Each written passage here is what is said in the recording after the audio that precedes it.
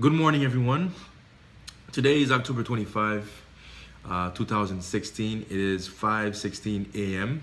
Um, Today I'm like James Brown. I feel good. I had my first seven plus almost hours of sleep last night, almost and completely uninterrupted. That's the beauty of sleep. So I feel good. It's a good day to feel good because today is Tuesday. It is my networking day.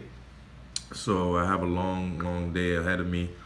Probably finish the day with some basketball if weather permits. So yeah, it's a good day. It's a good morning. I also cleaned myself up a little bit. If you didn't notice, see like you see that. So just for you guys, I need to clean up my act a little bit and make sure I'm more presentable for you. A lot of people watching. So if you notice, also in the back, I have the map. I'm fascinated by maps. I'm fascinated by the world, and one of the reasons I think I mentioned that, well, I know I mentioned that in my first video, was to travel the world, discover the world. I've been fortunate enough to visit quite a few countries and cities, but not even close to where I want to go. And on the right, it's my family, so I want to take them there, all over. So that's the plan. You notice the difference what some sleep can do to you? Yesterday, actually, last night, I mean, we record Dr. Oz. One of the reasons why, I drink my oolong tea in the morning. Look it up. That's OOLONG, oolong. You'll see what the benefits are. But also yesterday I was watching some sleeping patterns and obviously the importance of sleep that we all probably know, but don't really pay too much attention on. But sleeping is very important. I couldn't stress it enough. So I'm gonna try to get my maybe go to bed a little earlier. I went to bed around 8:30. I did some reading like I usually do, but instead of 9:30, I ended up sleeping at maybe at 9:45. But it's still better than 10:30 sometimes, So that's that. This morning I'm gonna brush off a few things real quick. I have to work on my website. I know that. Right now, I'm working on a project, solar lamp energy project with Haiti, especially after the hurricane.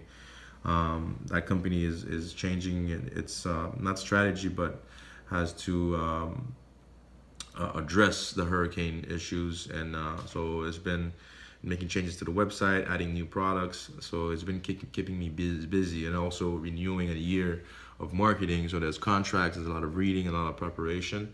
So it's taking me some time. That's what I use my mornings for now. So be patient with the website. I'll be doing that.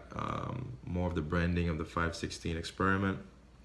I want to share a couple things real quick. I want to give a big shout out to AT&T, or maybe the opposite of that, because it takes about an hour. If you notice, my videos come up at like 6:30, and it's not cool, and it's because the internet is so slow, and I pay so much money with AT&T for my internet, and it's slow to upload. And yesterday I used my T-Mobile, so my regular data from T-Mobile, and it uploaded a lot faster. I don't think that's acceptable. If you're paying that much for internet, I should be having internet. So AT&T, step it up. You'll be getting a call from me. And finally, I'm going to leave you guys with the smart method. As you know, I increased my reading a lot. I'm reading again the Shark Tank book that I had read a few years back. And this is something that this is for goal setting. As you know, we're doing this obviously because we have some goals we want to attain. And we know that we have to put in the work and discipline and the consistency. And by reading the SMART method, it allows you to, I guess, not necessarily quantify your goals, but let's just read it. All right. So the SMART method has to be specific. It's an acronym. So S, it has to be specific: who, what, where, when, why. And in order to truly achieve goals, you must learn to get as specific as possible.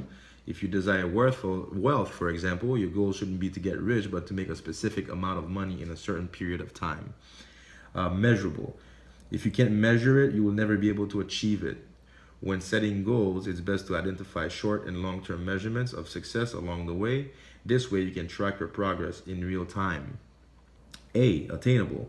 There's nothing wrong with dreaming big, but make sure your goals are somewhat attainable. If you want $1 million and you only have $100 in your bank account, it's highly unlikely that you'll be a millionaire by next month, unless you play the lottery. And also unless you apply the 10x rule by Grant Cardone, which is a book that I read recently.